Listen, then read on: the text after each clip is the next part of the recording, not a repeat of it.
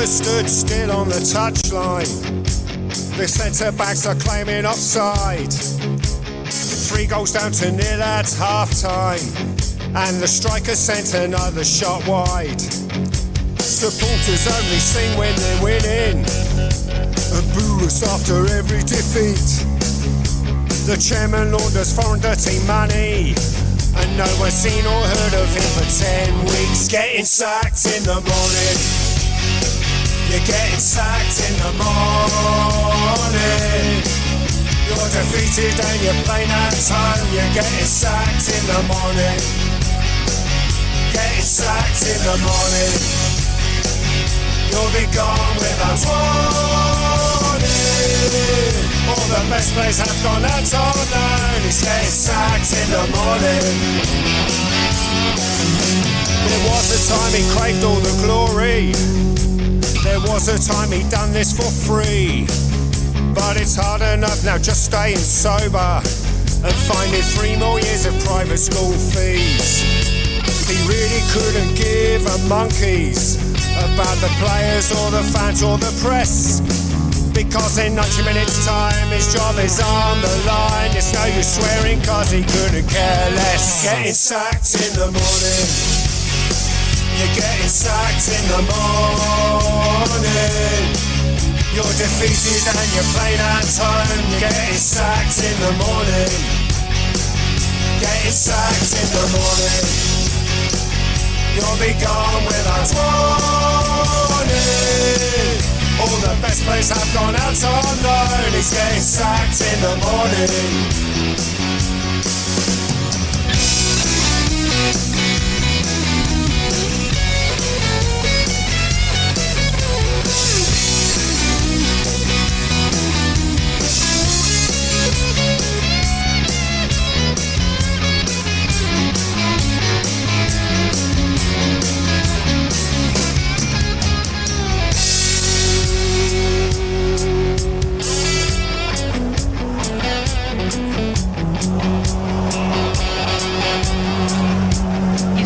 Non-league opposition.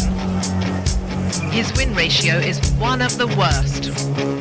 His goal difference is seriously minus, and relegation's like a lingering curse.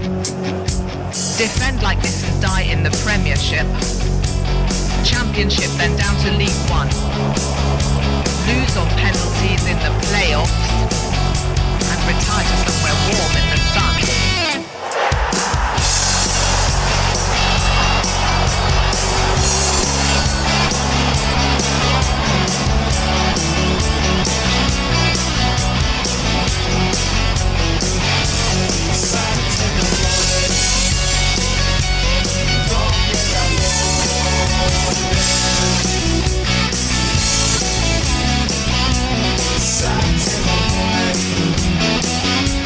Sacked in the morning. You're getting sacked in the morning. You're defeated and you're playing at home. You're getting sacked in the morning. Getting sacked in the morning. You'll be gone without warning. All the best players have gone out on loan. You're getting sacked in the morning. And the contract will be paid off in full. Sacked in the morning. And there's plenty more clubs out on the pool. Sacked in the morning. Take it to the corner flag. No more questions from the local rag, or hiding from the angry wags.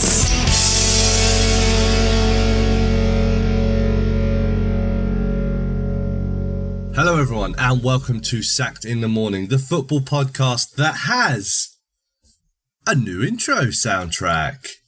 As you may have just heard, we would like to thank Adam J. Perry and Elm Parkus for their title, Sacked in the Morning. We have a fan of the show who has made a intro song, intro track specifically. Thank you very much. Thank you. So yes. They have not heard it yet, Adam. They will be hearing it live with everyone else when this song goes out. So thank you very much for that. There is a video to watch available on YouTube. I will link it in the description. Yeah, please do. And you can also listen on all streaming services. Wherever you get music, you can listen to it on there. It is available for you whenever you like. So thank you very much once again for that. With that being said, my name is Richard. I am your host each and every week. This week I am joined by Tom and I am joined by Thelan. How are you, gentlemen? Good, thank you. Yeah, not bad.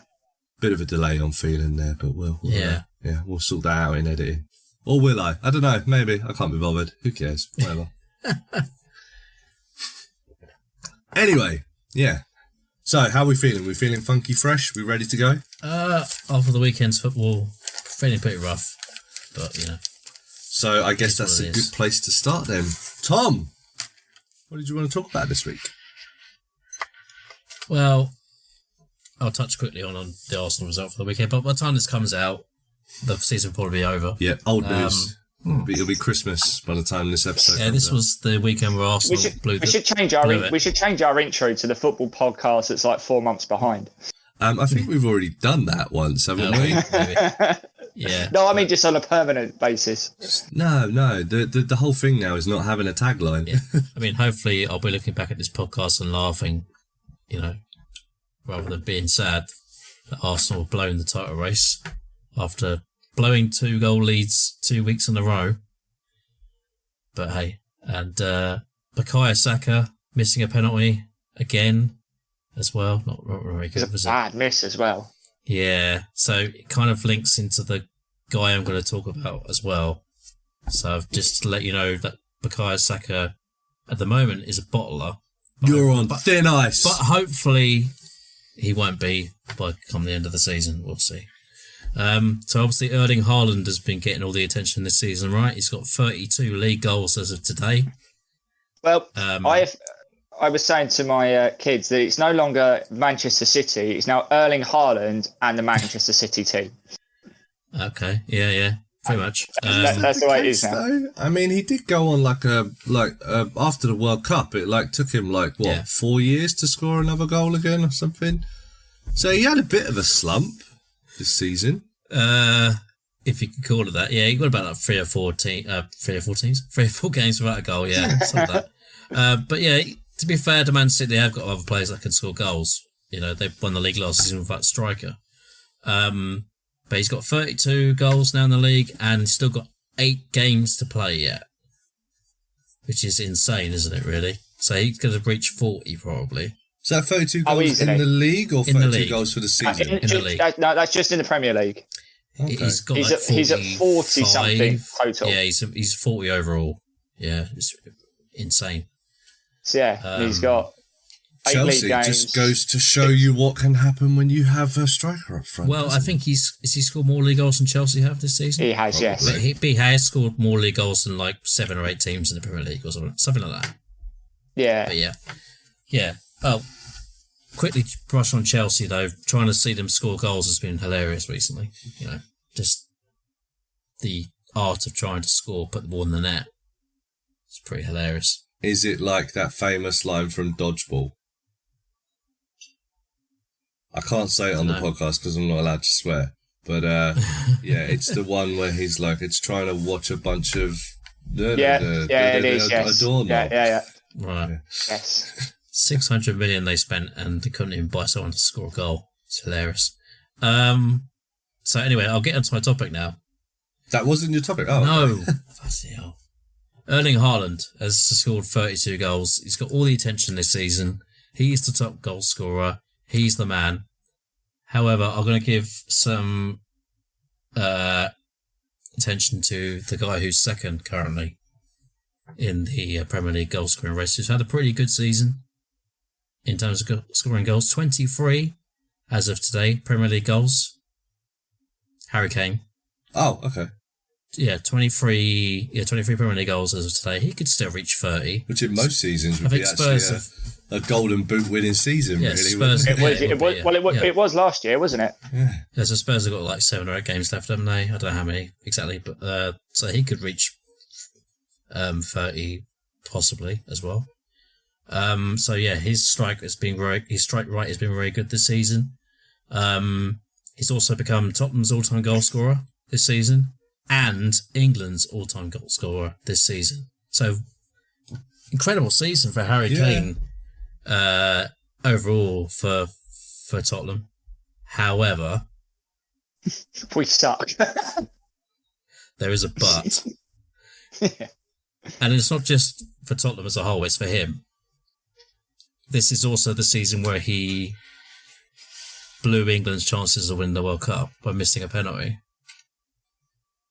in the last 10 minutes. But as I said before, Saka missed a penalty in a shootout, so I can't. To caveat though, I will say that if he'd already scored one penalty, and to rely on penalties to win you a game in knockout football in normal time shows that collectively as a group we just didn't create enough chances. Which is why I don't think we were ever threatening to win the whole thing. We weren't positive enough that we're holding our hat on the fact that we've won a penalty inside of the last 5 minutes. Who's to say, he would have scored that and we would have beat Morocco in the semi-final, and then who's to say he'd have scored that and we still wouldn't have won the game because France might have gone down the other end and scored again. Yeah, I mean, I kind of think that you only got to look at the final to see that was a possibility, right? Yeah, 100%. Yeah, I mean, I kind of think if we got to the final, we would have lost anyway, because it was all about Messi, wasn't it? And they were desperate for him to win the trophy, and it was always destined to be him. But I think technically, we could have beaten Argentina. I think they weren't. I don't think it was a particularly good Argentinian team. Nah, they're not great. I think that they were beatable, but having said that, we would have choked. Oh yeah, of course. Yes. Yeah. That's what we did. It wouldn't have been a case of we weren't better than them. We just would have ballsed it all up, basically. Yeah. Because England are very Spursy.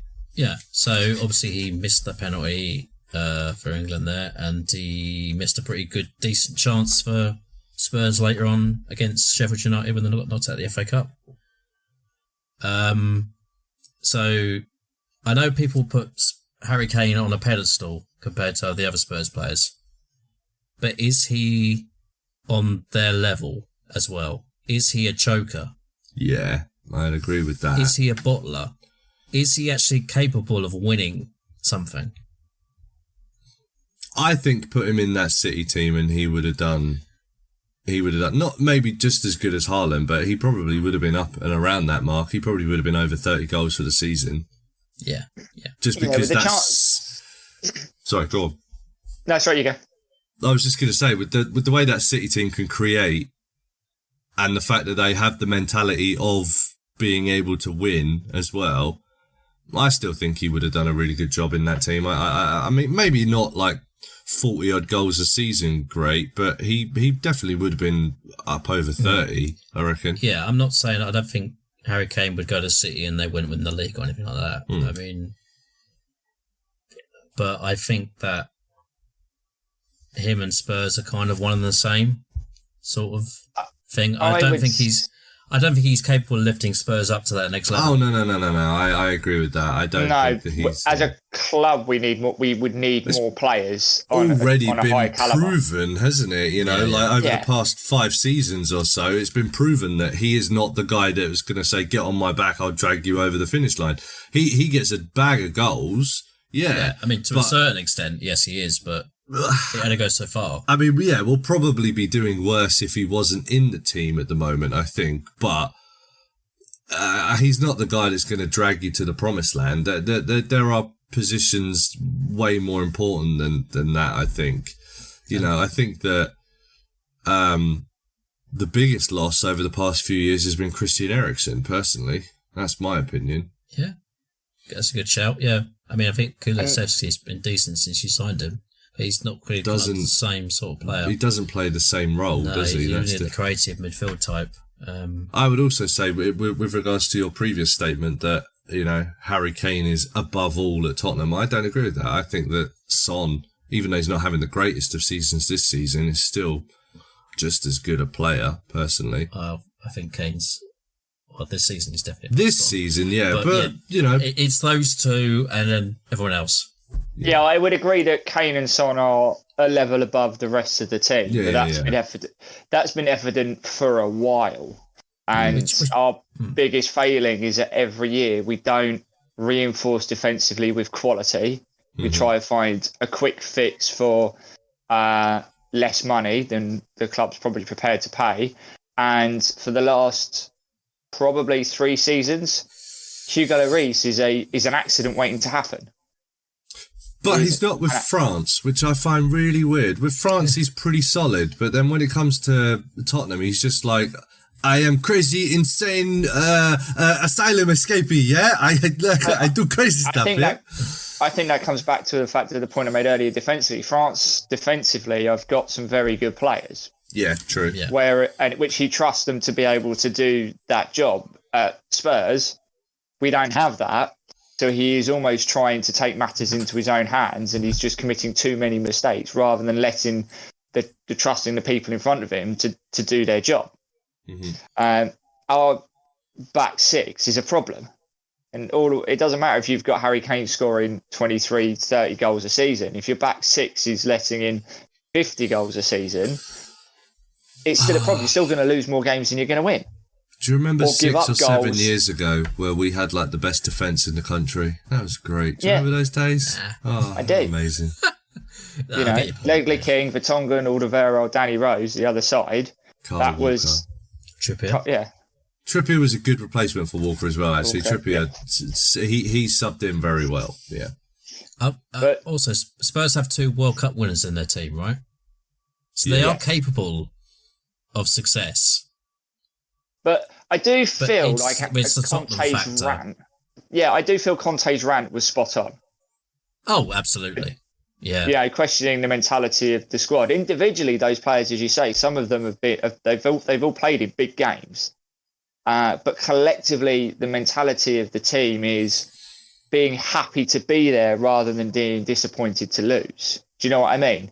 Just happy to be on that stage, and they can't take the pressure. It's a lot like an England team. Individually, we've got some very good players, but put them all together when the pressure is on and the game gets difficult, we retreat into our 18-yard box and hit long balls up the pitch. That's what we do. And Spurs are unfortunately no different to that. And until we do something very, very different to what we have been doing, that ain't going to change. I was going to say, with the current regime, like even if Guardiola came in, or whoever the best manager in the world is right now, like, do you think they'll win stuff? No, because we tried to find quick fixes. That's a great point. Yeah, we try and find quick fixes rather than going for something long term. It's the same with the managers we've been bringing in. They're all apparently proven winners, and we're going for a quick fix. Mourinho's never going to last more than 2 years at a club. Conte's never going to last more than 2 years at a team. But they won't pay the 60, 70 million pound that it's going to probably cost them to bring in someone that's very, very good, rather than paying 30 to 40 million for someone that's okay. Which, okay, in a Spurs team, they might as well be poor, because that's what you get over a period of time. Just before we continue, I want to apologise to the listeners quickly. First and foremost, I know that this seems to be turning into a very Spurs heavy podcast. Tom wasn't here last week, so he doesn't know what we were talking about. Oh, right. But this is 2 weeks in a row where we're going very heavy in on the Spurs information. So first of all, I want to apologise for that. I mean, there are 2 Spurs fans on this panel, but that wasn't my intention. We honestly don't know what everyone's talking about. I would say Spurs is an interesting topic that people want to hear about at the moment. Fair enough. Even if you're not a fan. What I want to point out is on the point you just made with regards to like spending 60, 70, 80 million on someone who's very, very good, who's going to do the thing. Pochettino was someone who did all right at Southampton, and then he's probably been our best manager of the past 20 years. So one day Ramos excluded, obviously, because he won something. But Harry Redknapp, yeah, we spoke about this last week as well, that we say that Harry Redknapp is the guy that turned the corner with us pretty much. Totally. But I don't necessarily think it's a case of like parachuting in someone who's really expensive and, you know, who can do the job. I think it's a case of, like you said, like we were talking about last week, identity. I hate that word and stuff. But Pochettino knew what he wanted, and he knew how to, he went about it, and the club backed him to a certain extent with that philosophy. And they gave him time. They gave him time. That's the most important thing in all managerial conversations. The two most successful managers in English Premier League history both were at their clubs for well over a decade. Is that a coincidence? I'm not going to dispute that. The only reason why I make a point on those transfer figures is because that season that Poch got sacked, in the summer he wanted to bring in like Dybala, Fernandes, and we got Lo Celso and Ndombele. Hence why I said up to a certain point they backed him. You got to remember that, like, the season before that, they didn't give him anything to spend. No, exactly. There was a point that they were like, okay, well now, you know, it's like...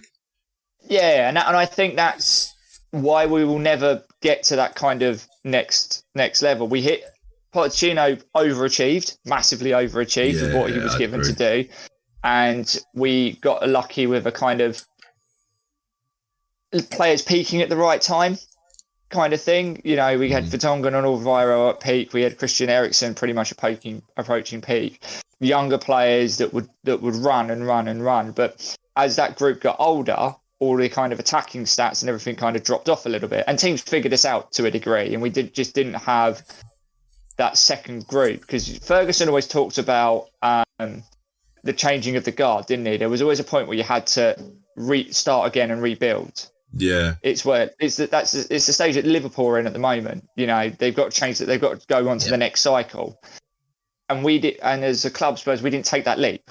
You know, and Arsenal, to a degree, didn't as well. After they had that initial peak of success through the late 90s and early 2000s, when it come to that next cycle, that next group of players, Wenger didn't get it right either, which is why Arsenal didn't challenge again realistically at the top of the league. We had this discussion with regards to Arsenal as well, is that we think that Arsene Wenger was just a little bit too stuck in his ways, and he was always trying to find that next Thierry Henry, Patrick Vieira, wasn't he?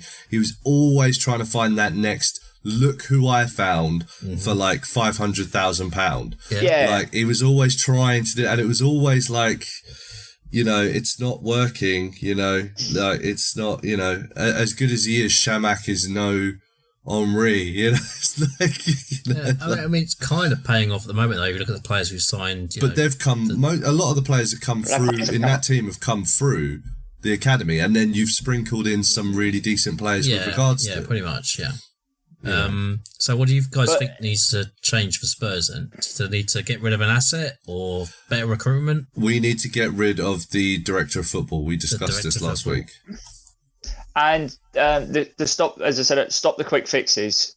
Yeah. Bring someone in that knows exactly how they want to play, and as much as, you know, we talked about identity, but that's what manager that knows how they want to play, knows the players that want to fit their system. Get rid of the director of football so the manager in charge with time can build the squad as they want to. A lot like Arteta's done at Arsenal. You know, as Rich said, you know, he's identified people to sprinkle in here and there to help improve and reinforce, and they get used to playing that system. They get used to the manager. They get used to what's expected of them, and that's why they're having, as much as it pains me to say it, they're having that season because they've given him time to build the squad in his image. Yeah, I think that's the main thing with most teams is time. You need to give them time to, you know, turn over the players that don't fit what they want to do, bring in the players that they do want to do. And this is something that we discussed last week as well, is it's not necessarily always all about money. Like we were saying, you don't have to go and spend like 80, 90, 100 million pound on players all the time. It's about identifying the right players for the system that you're looking to build, for the squad that you want, and going out and getting them for the right price. I mean, like, we went and spent all that money on Richarlison, We didn't really need him. It was at the back we were really struggling. Yeah, and he's coming out moaning, isn't he, about not playing much. What do you expect? That 60 million that they spent on Richarlison could have bought a centre back. Or a couple of young, decent centre backs. That's what we needed. You don't need. Everybody can see it when you watch Spurs. Or could have bought a centre back and a goalkeeper. That's what we need. I think they're going to wait for Lloris to retire. They're not going to replace him, I don't think. So going back to Kane, do you think... Well, I said pretty much most of all I'd say about Harry Kane and how much I hate him. He's the worst footballer going at the moment. Yeah, I'd agree. No, just because he missed that penalty for England, I hate him now. But I'm sure a lot of people hate Saka for missing that penalty in the Euros, so, whatever. It wasn't just Saka, though, was it? It was 3 players. I think if you put Kane in a team that's got a chance of winning things, he's got the opportunity to take them to win stuff. But I do think his moment's gone. I don't think anyone's going to come in for him in the summer. Don't think so? Do you think there's a big chance of that happening in this summer? No? Not with the money that Daniel Levy's going to want to sell him for. Chelsea. I think he'll be cheaper than he was now. He's still going to be potentially, but I still think they're going to want 100 million for him. I think Chelsea will happily pay that for someone that can put the ball in. Chelsea need that. I don't think he'll be their first target, though. It'll be Osimhen from Napoli. Yeah, I was going to say Napoli. Osimhen will be their one. Or Vlahovic from Juventus. My thinking is that he might go abroad. Possibly. Bayern, Bayern need a goal scorer. Yeah, that was obvious against... Mane hasn't worked out. No, Mane's doing more talking with his fist than he is with his foot anyway. Yeah, it looks like my prediction for Bayern has gone down, I think. I think I'm done with that. I think it's down to you two now for Champions League. You never know. I'm still on for 3, so I'm quite happy. I mean, Mike Guardiola. Teams have come back from 3-0 down in the Champions League before. We've seen it. Barcelona come from 4 down. Yeah, and when you've got Guardiola in charge, anything's possible. Oh, yeah. Like, I will play Ederson in central midfield. They will never see this happen. They still have an Erling Haaland, and I think that will... Well, they blew it. Until he turns around and says, no, they will expect this. I will play Erling Haaland on the bench. And I will start with... Calvin Phillips up front. Yes, this is good. Yes, they will never expect this. He is natural. Yeah. He is natural tonic to Bayern Munich defense. He will naturally do it. No problem. It's so good. Yeah, you've always got a chance. Yes, it does make... By the time this comes out, we will already know. Absolutely. Yeah, probably. So you guys think Kane's going to stick around at Spurs? No, you think this will be it? I think he's gone now. If a team comes in with a bid, realistically, he's going to try and force a move this year. Yeah, I think he's looked at it and he's gone, well, I think this was the last chance. We got Conte in charge. We've spent some money. This is it now. I think that we got Champions League last season by playing, by hauling Ole up the table by going on a rather large 16-game unbeaten run. As you said, transfers in the summer. This was our opportunity, and quite frankly, we've just dropped a bomb on it. I would also like to point out that you did mention Tottenham's top ever goal scorer now. He's like, I've got nothing left to prove here, basically. I will go down. Win a trophy. That's the big one. I don't think he cares about that now, though, to be honest with you. I think he can see the writing on the wall, and they're not... Premier League top goal scorer. I think, again, he's going to look at the writing on the wall and go, Tottenham aren't winning anything for the next 10 years. Yeah. Well, 10 years, almost. Yeah. At least. Yeah, at least. I agree with Rich and all of that. It takes 5 games to win the League Cup, right? Is it 4 or 5? So it's possible. Yeah, but then we'll play Chelsea in the semis or the final and we'll lose again. That's what we always do. Yeah. They're the team we've played most in the League Cup than any other side. Yeah, I mean, Spurs might get a new manager and they'll think, we could do it this time. We've got a new manager coming in. No, he'll be gone. I don't see. He'll be gone. I think this was it. I think now he's got the top goal scorer. As soon as he scored that top goal scorer goal, I said to my friend, he's leaving. He's gone. He's done now. He's I've done. I don't need to do any more here. There's nothing else I can do here. I'm sure there'll be a lot of speculation in the summer. with the way we've collapsed, we could potentially not even be in a European competition next season. That's how alarming our collapse is. So he ain't going to hang around. And then next season he's going to look at it and go, well, we're challenging for Europa League again, aren't we? Yeah. I mean, if we're lucky. The point is we're challenging for Europa League, not the conference. And it's like, if we fall into the conference, then that's the wow. I think they'll at least get Conference League. I think Brighton have got a couple of games in hand. Yeah, they have. So they should be looking at least UEFA, Europa. Well, they're 2 games in hand, Man United and Man City, so... okay, maybe not. Aston Villa are the ones that are on a tear at the moment. They're coming from nowhere. They could... Emery should be manager of the season if they hit European... Europe. Well, and we all know that if they qualify for the Europa League next season, they're going to win it, aren't they? Of course they will, because he's not Arsenal manager. Exactly. Like everywhere apart from Arsenal. Oh, Arsenal, yeah. I think he's gone in the summer. My top pick is Bayern Munich. After that, I'm going to say Juventus and then Chelsea. I don't think Juventus, because they won't be in the Champions League. Chelsea or Man United, it's going to be one of those two. I think he'll end up... my personal opinion is Bayern Munich or Man United. Bayern Munich, yeah. I reckon it's either Bayern Munich is the top one. I reckon he might end up at. Yeah. And then I reckon it's either Chelsea or Man U, because Chelsea will be like, we need someone that can score, and we will spend however much money. They've proven that they'll spend however much money they need in order to achieve that. But Chelsea will not be in the Champions League unless they win it. But I don't think that matters, though, because it's the name, isn't it? And they have the pedigree of winning stuff. They have the pedigree of winning stuff, to a certain degree. But I still think going to Chelsea is a risk. I still think going to Man United is a risk. Bigger risk. Even though Man United just won something. Both are risks. I think Bayern is a more like nailed on, you're going to win something. Yeah, you'll win the league. At least win the league. Yeah.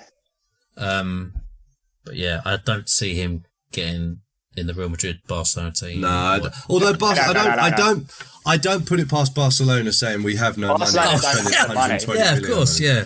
But they haven't had the money for the past 3 years, but that hasn't stopped them buying people. But they're also under a corruption investigation. So they don't care about that. They'll be like, oh, we can't possibly do anything. Harry Kane is our new signing. I don't think anyone in Italy can afford him. I mean, you said Juventus, but they're not going to be in the Champions League. Probably, maybe not even. But again, Europe. It's pedigree. I don't think they're going to win they'll win the league eventually in the next 7 or 8 years that he's got there. It's just I think he'll go somewhere where he's guaranteed to win stuff. Yeah. Or with a name brand pedigree. Yeah. Chelsea come in and say, okay, well, you can come to Chelsea, who have won the European Cup twice and can challenge for the league when all the chips are in place, and will also give you £475,000 a week, And he doesn't have to move. Yeah, because he still live in London, yeah. So, I think he'll be like, well, that's a crap load of money, and I also don't have to move my family, and there is also the potential that I will win something. I mean, it depends on who the next Chelsea manager is and if they want him or not. But it's Chelsea, man. They always end up... Well, they bought Lukaku for like 100 million and didn't play him. Yeah. So, you never know. The manager will be like, I don't fancy Harry Kane. I want to play with 3 wingers up front who'd never score. That's more like... That's more like what I want to do. That's Chelsea's philosophy the last few years. We'll just play wingers up front. Just play quick wingers and eventually... But Chelsea's philosophy is to create enough chances, eventually one will go in. But that's all of the managers that they've been bringing in as well. They're very much that false number 9 manager, aren't they? But Tuchel wasn't originally. Tuchel was. I mean, he had Lukaku and he was just like, nah, I'd rather play... I mean, the most successful periods, they're Drogba up front and Diego Costa, who were like, no, target men. Big bullish number 9s, yeah. And they had great success from both of them. I don't understand why they can't play now, but it's cool for us to watch and laugh at. So I'm happy. Oh, yeah, 100%. but it's only for the time being. It's Chelsea; they'll come back. Oh, of course they will win something. They might win the Champions League this season. Yeah, still possible. Stranger things have happened. Yeah, very true. Stranger things have definitely happened. But I put it this way: if I was to wake up tomorrow and you said, oh, we've travelled to September and Harry Kane's playing for Chelsea now, I wouldn't be surprised. It's not. No, I wouldn't be either. Like, what? How did this happen? I'd be like, do you think he'd be worried about upsetting the fans? Like, Footballers don't care. I'm sure some of them do, mate.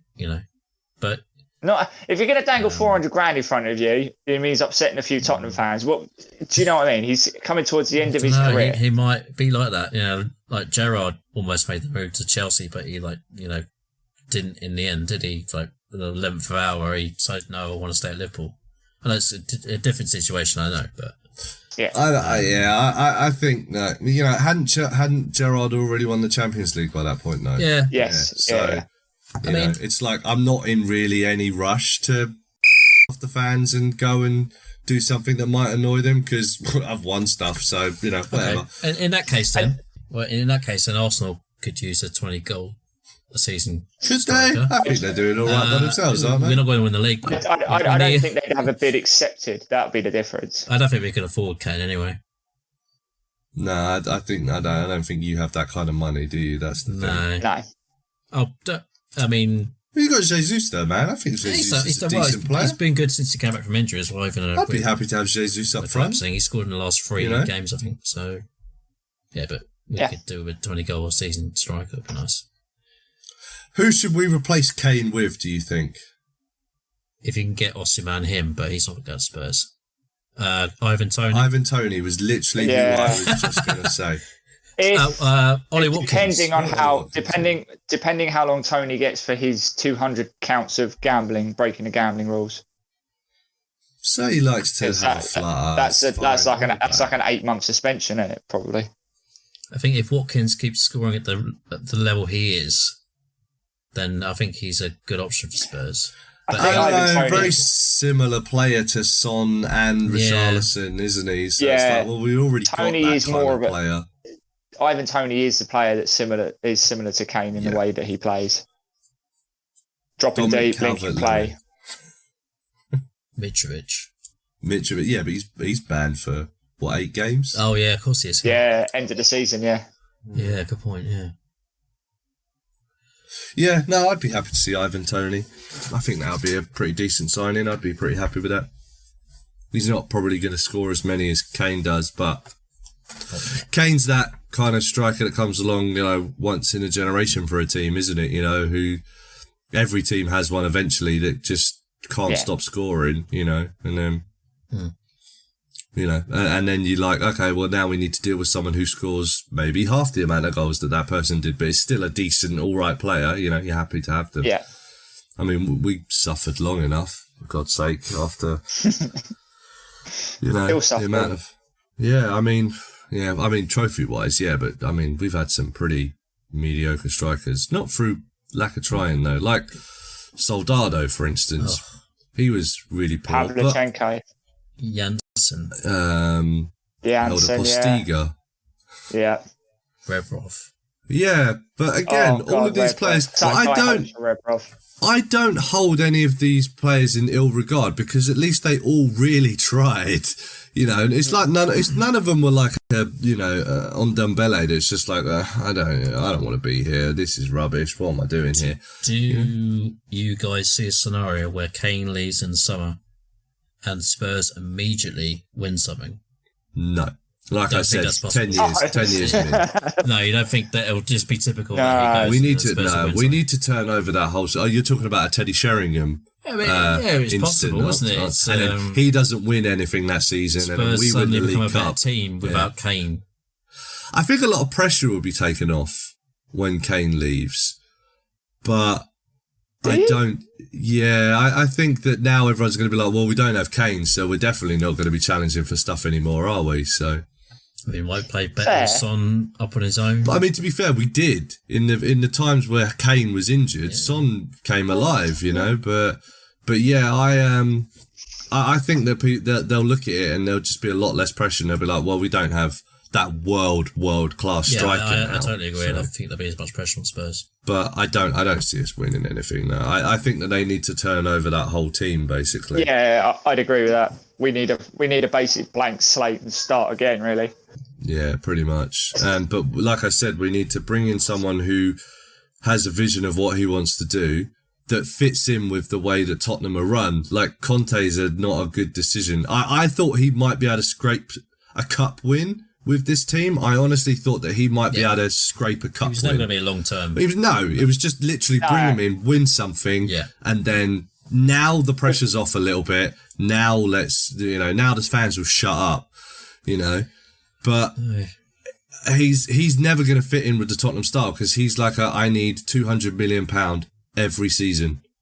Yeah, and he's And as we were talking about last week, people consider Spurs blood guts, thunder lots of goals, and Conte's a park the bus type of hit you on the try and hit you on the counter attack. The very old Italian ways, because it's not Italian football has moved away from that, whereas he's still of that mould. He played in that era, I think especially didn't he? this season, Spurs' football has been poor to watch. Oh, we are it's not boring to watch. It's not getting results either, so it's not working at all. Yeah, no, I agree. Which is why I think that you need to bring in someone who has a philosophy that fits with the way that Spurs are run. We're never going to give you a lot of money, so we need someone that can work on a limited budget, promote the youth again, like Pochettino did. Who is that guy? At the moment, I don't know. I still think Nagelsmann to a degree, because he worked on a limited budget. He's worked on a limited budget. I think Potter deserves another chance. Yeah, but I don't want him because he's... I don't either. But even when he was at Brighton, I said I didn't want him. When he was doing well at Brighton, I was like, I don't want him because he's a manager that has no plan B. He's one of those managers that I hate that's like, this is the way we're going to play. Even if we're losing 9-0, we're just going to keep playing out from the back and we're going to keep doing this. And it's like, have a backup plan. You've got to the thing is with Graham Potter, you've just got to look at what De Zerbi's done with the same group of players. And how many more goals they're actually now scoring compared to what they had beforehand. It's the same group of players. Yeah, like way more goals. Well, they have less players because they don't have Trossard anymore. And Basuma and players like that. And he's scoring. And they're scoring way more than Potter ever scored. Solly March never scored a goal in his life before De Zerbi turned up. And he's got like 5 or 6 in the league. Which goes to show you that I don't think Potter's that good a coach. I was about to say, I think that shows a pretty damning indictment of how Potter is as a coach. Although, having said that, I have been proven wrong on that front with Eddie Howe. So, I thought not a great coach, because look at the defensive record of his team over 3 years. Like, they never conceded less than, 50 goals.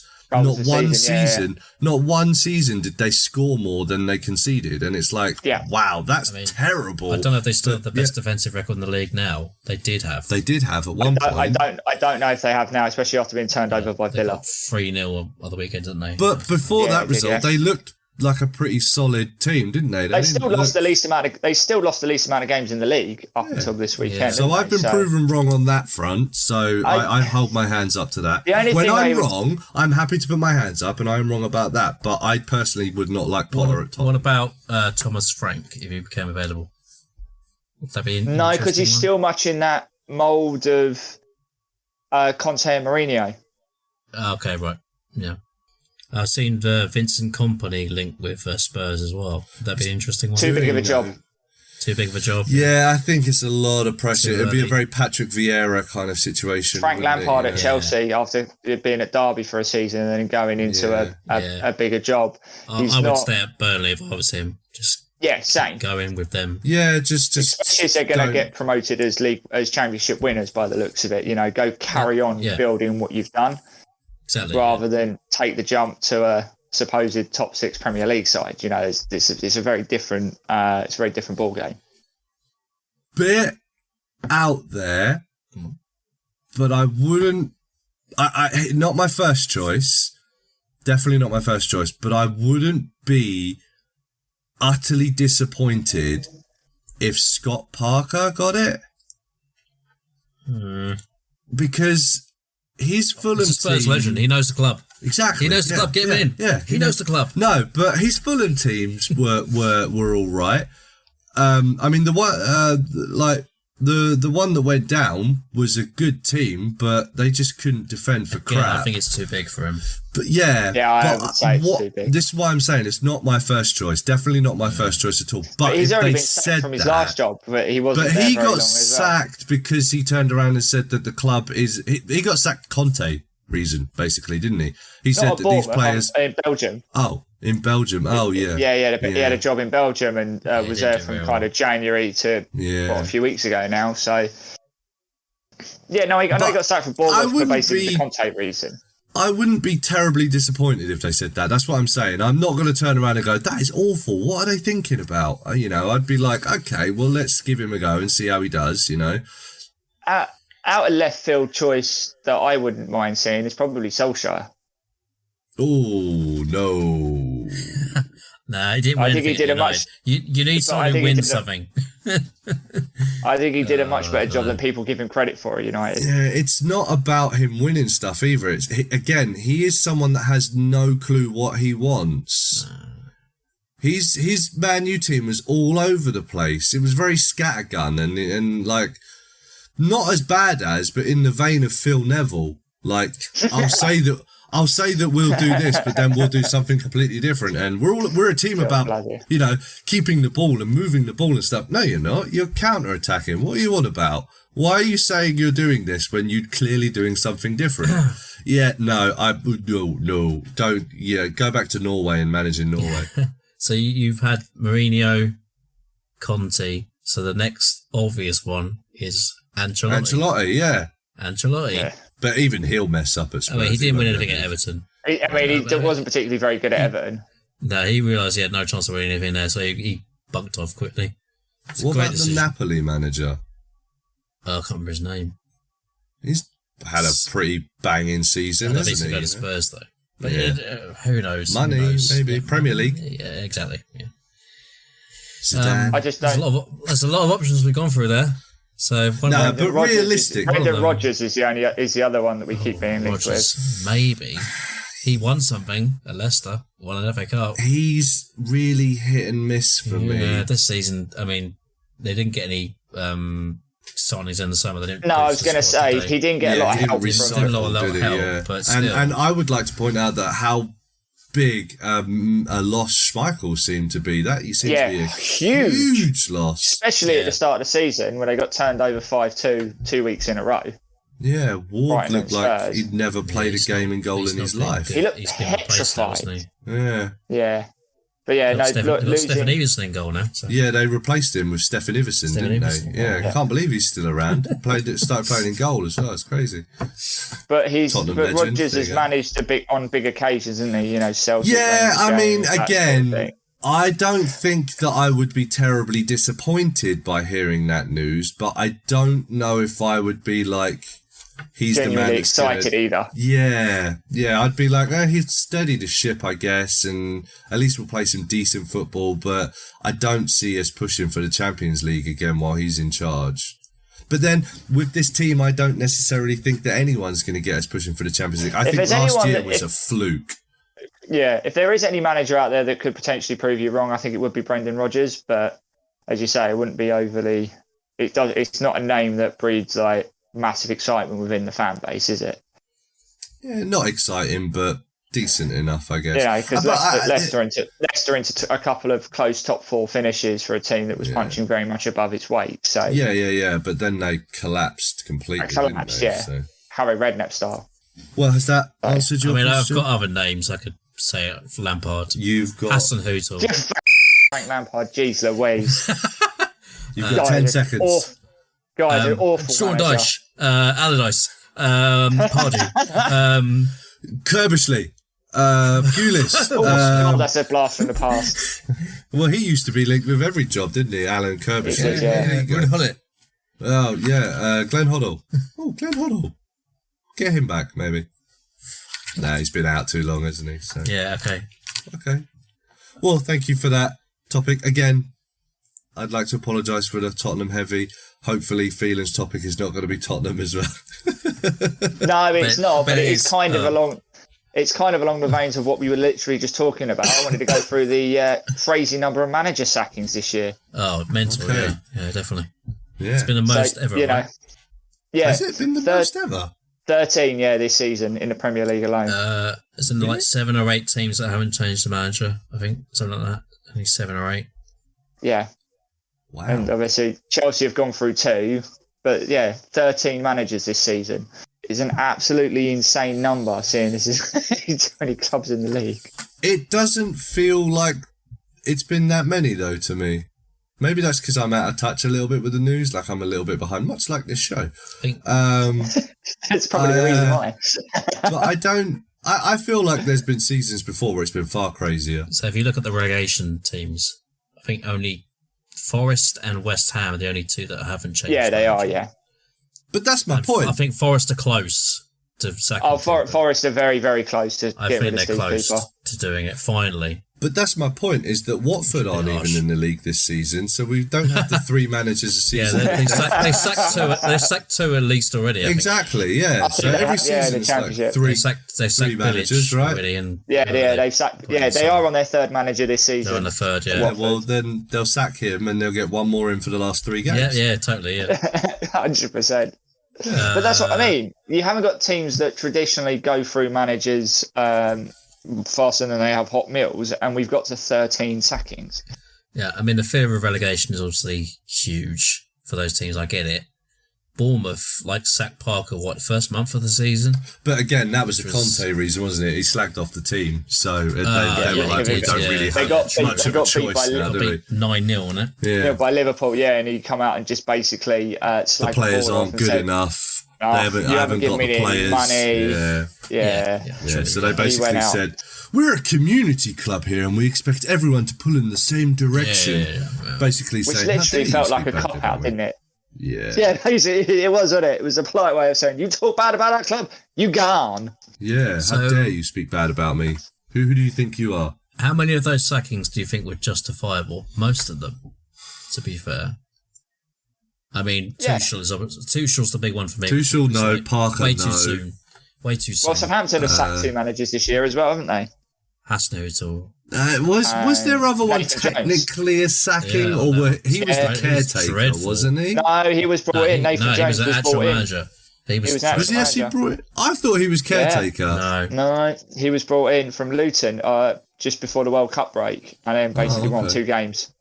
But again, he messed up in a press conference as well, didn't he? In an interview, saying, I've come in and I've tried to change the way I am, and I don't really know if what I'm doing is the right thing to do. That press conference was horrendous. Basically come in and say, I don't know what I'm doing. Yeah. That press conference, he basically just said, I'm not experienced enough to do this job. I don't know what I'm doing. Yeah. Which, again, is a great way to get yourself sacked, but it wasn't kind of on the same level as a Scott Parker or a Antonio Conte job.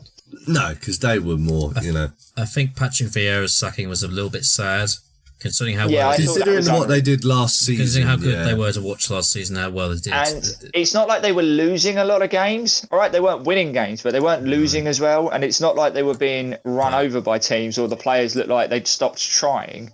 It's like Tom says, which, according to Ben Foster's podcast, is actually a thing. Players do stop trying. Yeah, I don't think that's a massive Hodgson's shot. come in and won 3 in a row, so... Yeah.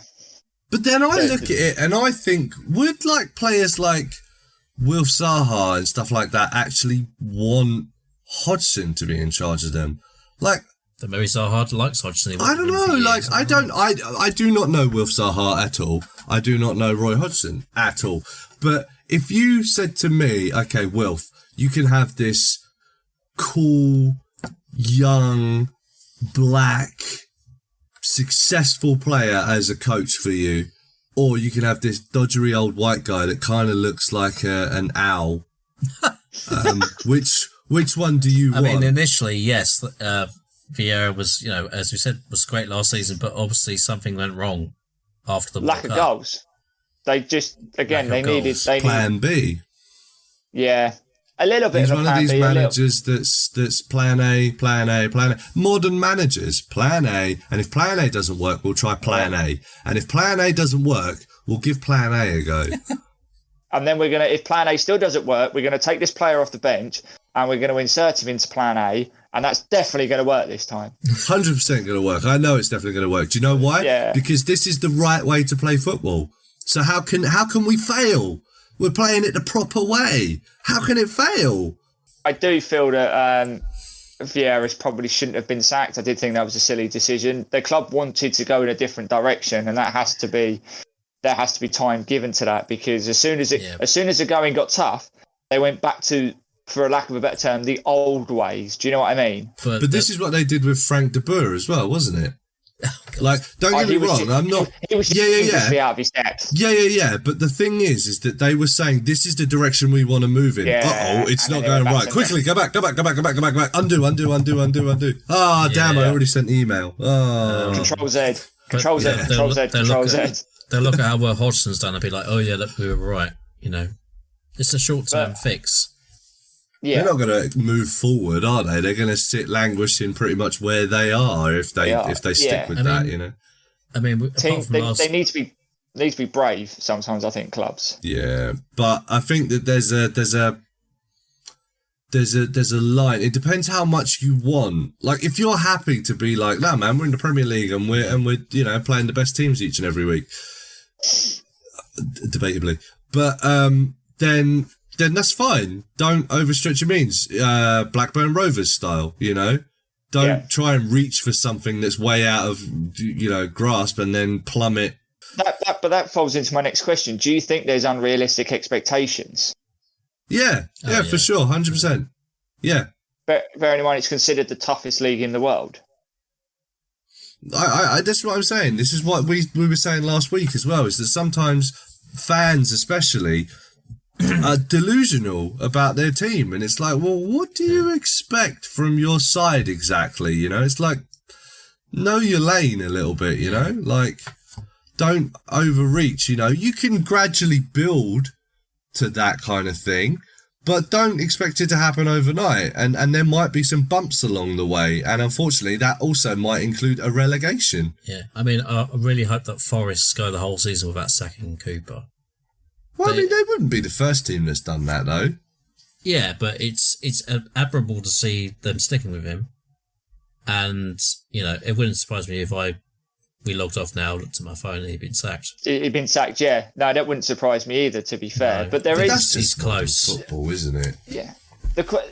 Some of the decision making after the sackings, though, I think, is the other thing that I wanted to point out. So, Chelsea brought back Frank Lampard, a manager they've already sacked once, a manager that I've already said this evening as well. I already said, what the hell was that decision all about? To get the fans back on side. And because they know the season's gone, so they know they can't get Champions League anyway. So just get him in. But then why bring him in? Why not just leave Bruno in charge of the team and just, you know, if you're writing the season off, why bring in an interim manager? Because that's saying to the fans that they're still going to try and salvage something from the season. But they brought in a manager fans like Lampard. He's clearly out of his depth. He's clearly out of his depth with those players, because they've got the way he wants to play football is not conducive for that team, and he'd already lost 4 games in a row. He's now lost another 3 technically.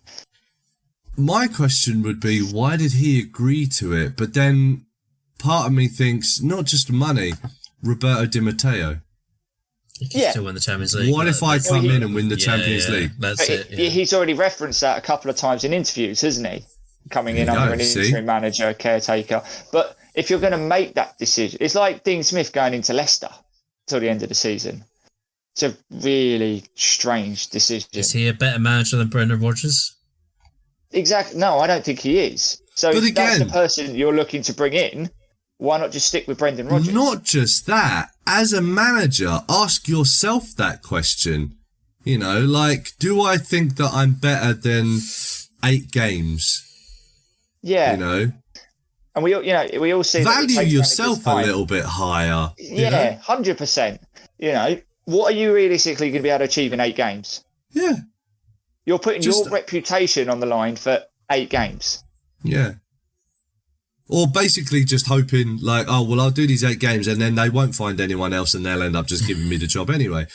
But I don't know. I'd just be like, value yourself a bit higher. Like, no, I'm not coming in for 8 games. No, sorry. Either give me the full-time position or I'm not interested. Yeah, I'm going to go somewhere else. Yeah, that's what I would do. I don't get what is it? 8 games. It's like 6 weeks. You're going to work with them for 6 weeks. They've got nothing to play for. It's just like or relegation. Leicester's still in a relegation fight, right? They are, yeah. Oh yeah, they're in a relegation zone now. Yeah, they're definitely in it now. But how much can you influence in 6 weeks? Miles over it. Do you know what I mean? Yeah. As a manager, if you set to be able to change what's happened in the team, you're not going to do it in that period of time. Mm. I don't know. Value yourself as a manager because that's your reputation. Yeah. If you go in there and lose all 8 games, you're just denting yourself more and more and more, aren't you? You know, like he still has a fairly okay, reputation at the moment. You know, it's like from his first season at Sheffield United. People still hold him quite highly in regards for that. You know, and then they valiantly went on in the second season. I mean, he got fired that season, didn't he? And then went to Norwich and got relegated.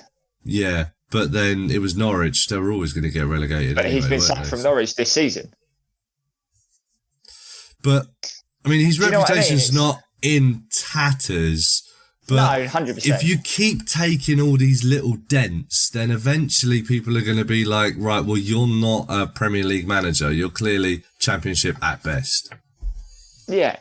Which means that if you do get a Championship team that you can take up, a la Steve Bruce, for instance, people are going to go, well, you're not good enough at this level. We're going to get someone else in.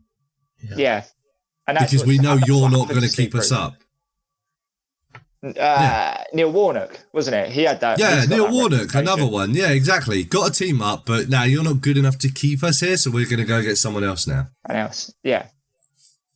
Never lasted a whole season in the Premier League, did he? Yeah. Was always gone by kind of mid-season or coming mid-season was gone by late season because his reputation was I can get you out of the Championship and keep you in the Premier League, but I'll get you out of the Championship.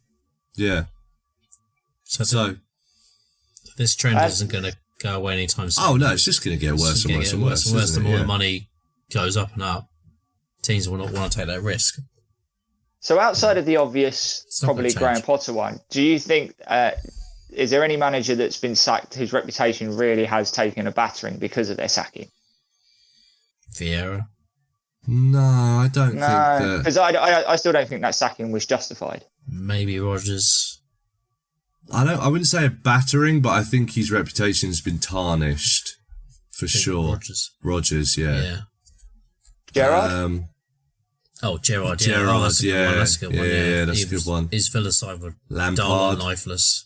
I mean, I know he's gotten into the Chelsea, but I mean, after Derby he did, and then the Chelsea job, everyone kind of gave him a little bit of it was too big a job too soon.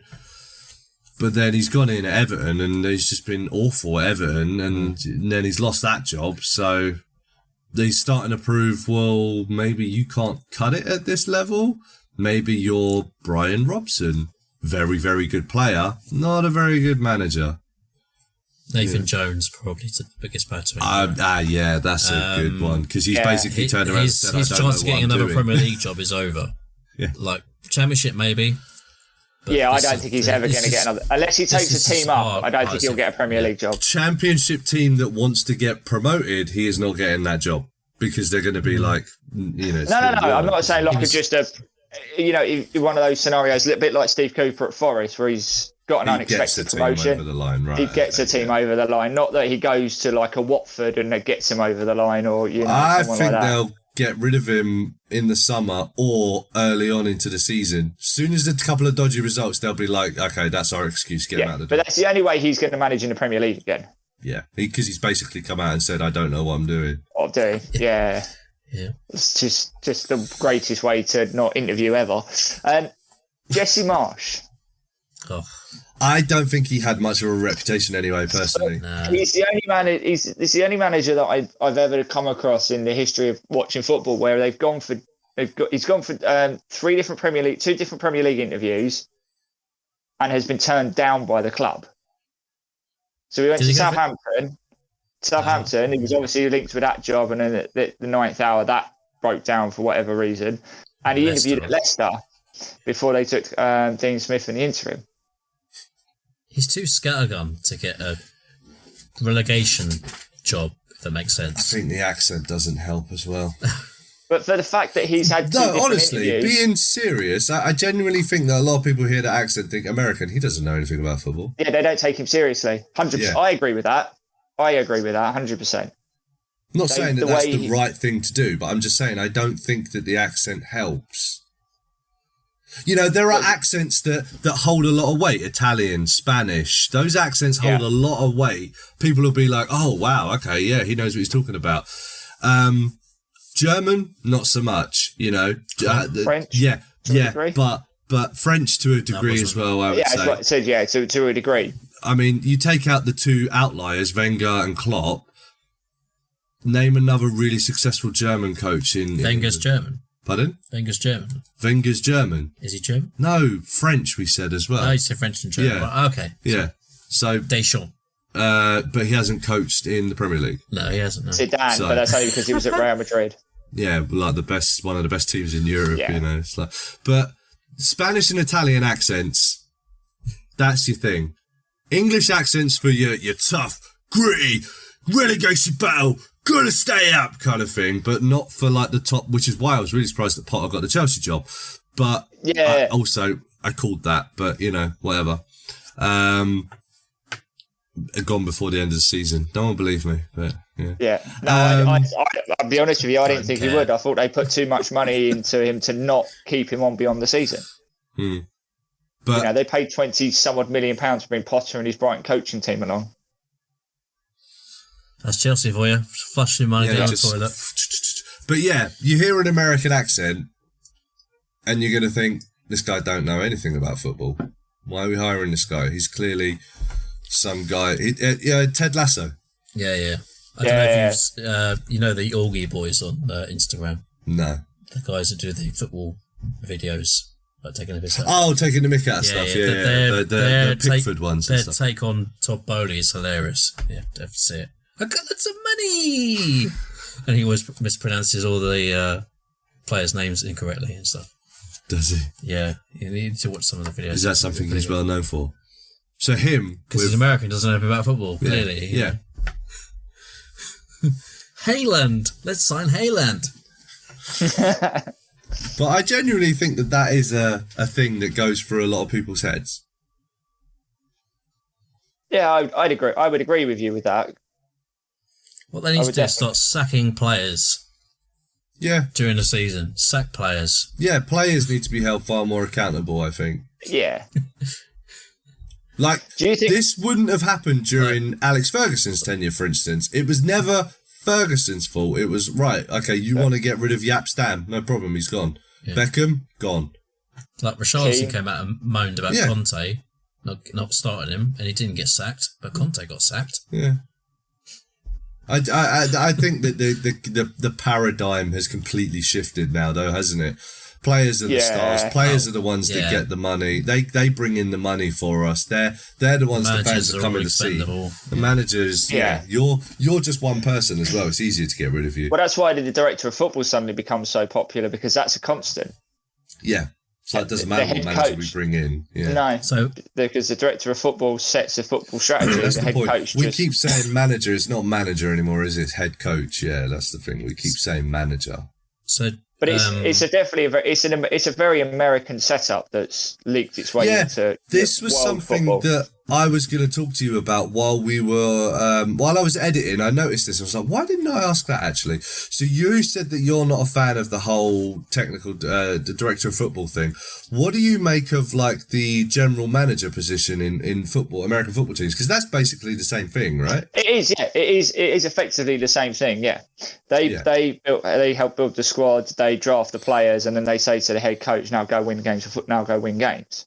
Yeah, it's the same with baseball and that. Like Moneyball, the whole thing was based off of that premise, wasn't it? Like the guy brought the players in. The coach is like, "Well, I'm not playing those players," and then he's like, "You have to play these players." Or and then he just removed everybody. And he just removed everybody that was in the way of those players. His players. Yeah. Yes, but it's a very American setup that's come through, which in America with its limited talent pool, I will say, because obviously it's they're only really played in America. They're very kind of America and Canada is pretty much your market, you could probably do that because you're looking at a handful of talent, and the scouts, you know, they analyse, as in all Americans sports, that everything's statistized. I mean, that's the football's starting to become like that as well. Football is going that way with XGs and, you know, expected assists and all of this. So that's starting to creep in. But with world football, there is just too many players. The talent, the pool of talent is just far too large to be able to do that. And the style in the NFL and in baseball, there is no formations really. It's still, you know, in the NFL it's still 7 players on the line, 2 wide receivers. They go run a different route, and you have to get the quarterback is the one that throws the ball. There's more to it in football. There is too many intricacies in terms of positional play, setup. Well, the fact that the ball's always moving as well, and that that's what I was going to get to. The other thing as well is that after every single play, the coach gets to talk to the team again. It's like, okay, right, what happened? To analyse what's just happened. Yeah. What went wrong? What went well? What went wrong? What can we adjust? You know, football is far too fluid. As you say, the ball's constantly moving. There's very few breaks in play. You can't make those kind of snap decisions, and you're limited to 5 substitutes. Why players should be held more accountable. Because it's you out there. I picked the team, and then beyond that, it's kind of up to you guys. Yeah. You know? Yeah. And if you're saying that players actually stop trying as well at some point, it's like, how is that my fault? You know? Well, it is your fault because you need to motivate the players. We say that, but I could try and motivate players as much as I want. But if I have John Terry in my team, for instance, who's just going to turn around and say, if anyone does anything, I'm going to sleep with your wife. You know, like, I want everyone out there to not bother, or I'm going to be in your bedroom tonight.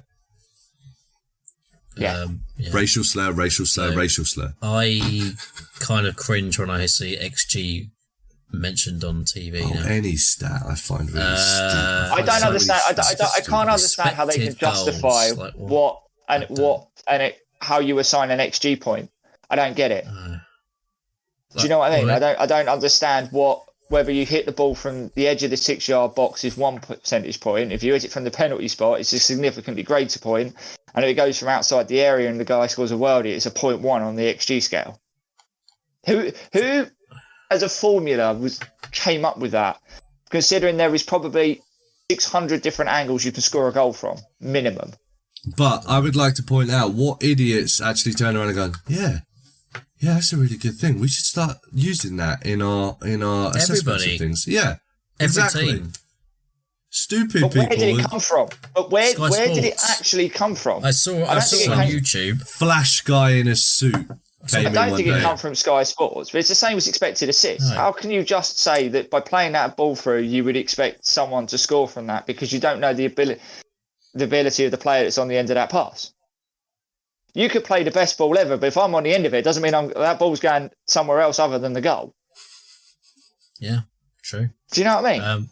I would question the manager for putting you in the team, but you know. Yeah, that's true. Yeah. I'd hold him accountable then. I'd be like, who is this guy? I would as well, but you get the point I was making. Yeah, you'd be like Yves Bissouma, just some guy out of the crowd. So I'd be like, hey, you, me? Yeah, you. Get your hand off my wife. That's another Simpsons reference. There you go. Uh-huh. Every show we've done today, I've got a Simpsons reference in. So there was one guy, well, we briefly mentioned him, but I'm wondering do you think Liverpool should have sacked Klopp, or do you think they're sticking with him was the right decision? I think Liverpool looked out there and decided there was nobody better. I also am going to bring back something that I said earlier on, that the 2 most successful managers in the league have both been at their club for long periods of time, and they both had hiccups, you know. Now Wenger, more towards the end, probably should have been let go when he refused to move on from his ways and became very Mourinho-esque, like, this is how we're going to play and this is what I'm going to do, and kind of the game started to leave him behind a little bit. As long as we could get Champions League, he was safe. Yeah, basically. And as soon as we didn't, that was it. But as soon as you didn't, you won a trophy, and then they were like, oh, we can't fire him now. No, the season he finished 5th, he was gone. That was it. He was out. But weren't there? I'm sure there were seasons before that. No, they were generally a top 4. They were a top 4 side. Yeah, but I'm sure there was a couple of seasons where you played Europa League. No. Instead of... there was. I think you finished behind Spurs a couple of times. Yeah, when I was going to say first that. made Champions League. Seriously? I'm gonna find it and put it in the Discord later. Yeah, you can have a look, but I don't think so. I'm certain that there were a couple of seasons where he finished 5th, but he won the FA Cup. Yes. That happened a lot. So it's kind of like, well, at least he's doing something. It's also, what people need to remember, this is also not Klopp's first poor season. True. Liverpool tend to go in cycles. They have a really great season, and then they fall off a cliff. And then they have a really great season. Yeah. And then they somewhat fall off a cliff. I don't know. If you look over the history of Klopp, I think that he was pretty mediocre in the first few years until he started getting the team that he wanted in place. Then they started to have a couple of little... Yeah, that's what I mean. But it's not his. It's not like it's his first. It's come out of nowhere. It's his first poor season. It has happened before. Yeah. And they've always generally bounced back. I also, to be fair though, as I said earlier, Liverpool's hierarchy may have been thinking about it and looked around and gone, who can we get that could do any better?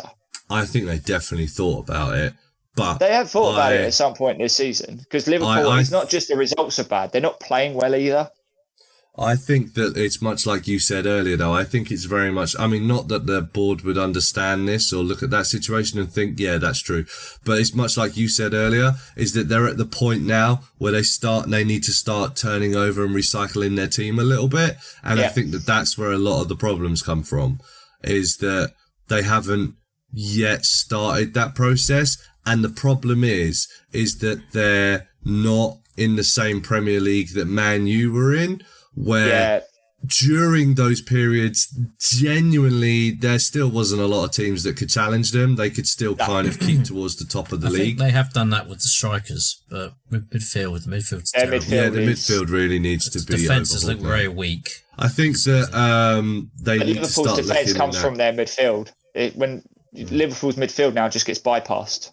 Yeah, it's not looking great anymore, is it, that midfield? It's very fragile.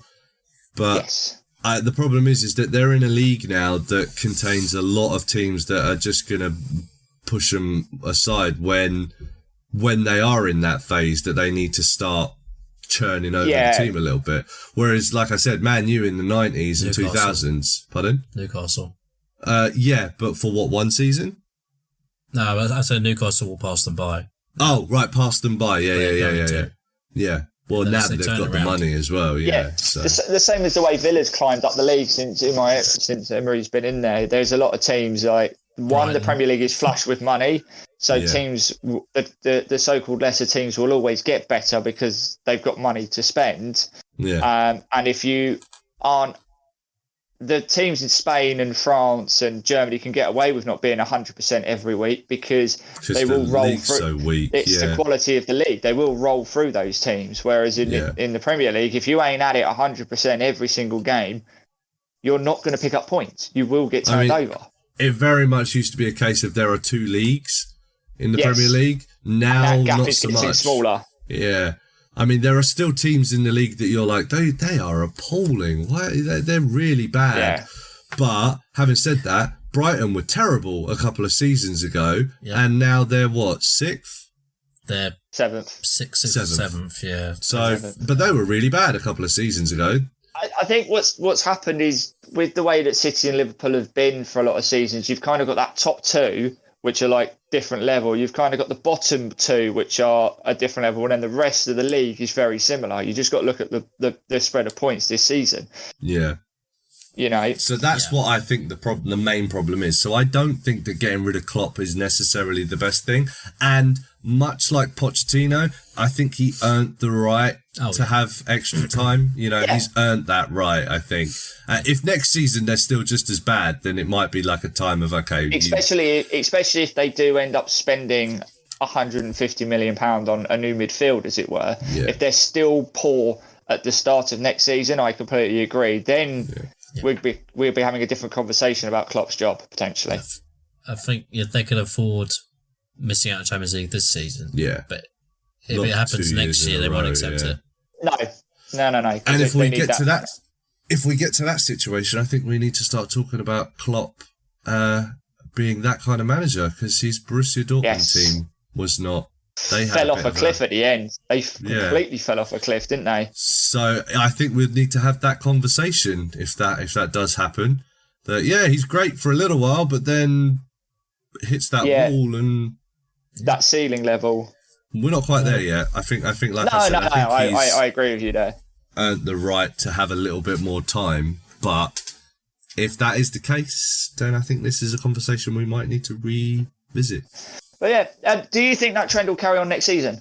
Yeah, it'll get worse. Yes, I hope not, but yes. It's just going to get worse, man. Next season will probably be like 15, 16, I reckon. If you said this season's 13, next season will be you're hoping it won't be as bad next season, but if it's not as bad, it'll be just below what it is now. The fear, like a massive drop off. You said, the fear is still going to be there. It's just going to get worse and worse. So it's 13 this season, it might be 11 or 10 next year. Do you think we'll see a point where a club will get through 4 managers in a season? Yeah, we almost did it with Watford. Watford got through 3, right? They got through 3. They were on their 4th manager, weren't they? So they were on. Season was a bit longer. 4 managers.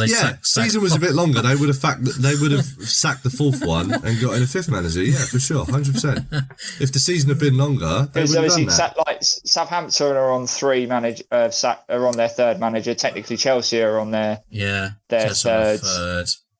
We will get to a point where 4 managers in a season have been kind of happy that Watford won't be back next season. I'm not. Because you predicted but I don't want to see that. That was a pretty safe bet, though, right? It was a fairly safe bet, yeah. Just goes to show you how cursed I am with these predictions. You know, there was a safe bet, and yet they've had a terrible season. Yeah, mate, I said QPR, and look where they are. So. True, yeah. I'm doing pretty well. Unpredictability of the Championship, eh? Yeah, right. Toughest league in the world, isn't it? Yeah. But yeah, I definitely see a day where there'll be a team that gets through 4 managers. Yeah.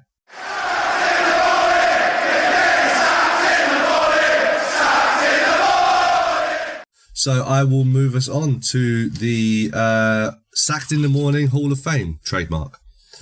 Trademark TM, buddy. And just to show a little peek behind the curtain for the audience of how far out I prepared this, and we haven't managed to get to this point yet. You'll soon see. So when are we recording this? The 17th of April, 2023. Yeah. Just bear that in mind, yeah. This one, gentlemen, is a good old fashioned cliche. Because, as you may have noticed, recently, within the past week or two, as of this, not in recent. No. The recent, but not so recent, yeah. Yeah. Go on. When I wrote this was recent. Within the past 2 weeks, we have lost a true great of the game. So, this week's choice is cliches. Lord. So, your first choice, who has sadly passed away recently, Edson Arantes do Nascimento Pele. I've heard of him. Yeah. Oh, God. We are just this little bit behind the curve here, aren't we, guys?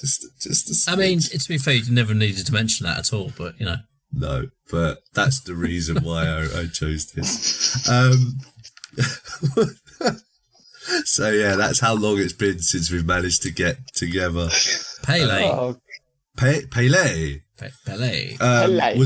Was born on the 23rd of October 1940 in Três Corações, Brazil. Perfect translation. Well, you've had plenty of rehearsal time. Yeah. My Portuguese is muy bueno. No, wait, that's Spanish. Oh, crap. Sí! Fun fact. He was named after US inventor Thomas Edison. Oh, really? Yeah, but unfortunately, the registrar left the I out of his name, so he became Edson. Okay. Yeah, fair enough. He started his career at Brazilian side Santos in 1956 at the age of 15 and would spend his career with the same club, with the exception of his final 2 years, which he played with the ill-fated New York Cosmos. So yeah, whole career at his first club, apart from the cash grab right at the end. But then he was well known for that. Steven Gerrard-esque. Yeah, I mean, do you have erectile dysfunction? You should visit your doctor. Pelé made his debut later that year, his international debut, later that year, scoring his first goal. The next season, at 16 years old, Pelé would be the league's top scorer and became the target of many European clubs. At 16? At 16. That's pretty good achievement right there, right? Yeah. 16 years old. Pelé made his club debut later that year. Right. At the age of 15, scoring his first goal. And the next season, at 16 years old, he would be the league's top goal scorer. Mental. That's mental. He became the target of many European clubs, such as Real Madrid, Juventus, and Manchester United. And Scunthorpe. Among others. Scunthorpe, of course. And Port Vale and Lincoln. Moves to Internazionale Milan and Valencia. I'm trying to be as douchebaggy as Valencia. Came very close. To moving to those two. To one of those two, yeah. Okay. However, after uproar in Santos, the player was not allowed to leave. Ooh.